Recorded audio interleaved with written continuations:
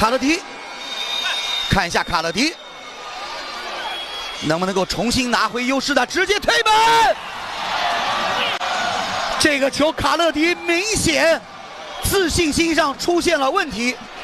其实这支球队在去年的6人制世界杯当中，他们就是通过大点球的方式战胜了乌克兰，拿到了世界杯的冠军。但是在那个赛场当中，他们能够顶住压力，在这个赛场当中，此时此刻的他们出现了心理的巨大的波动。又是一个赛点，看一下维克多，直接打门，比赛结束了，比赛结束了，维克多一战封神，在这场比赛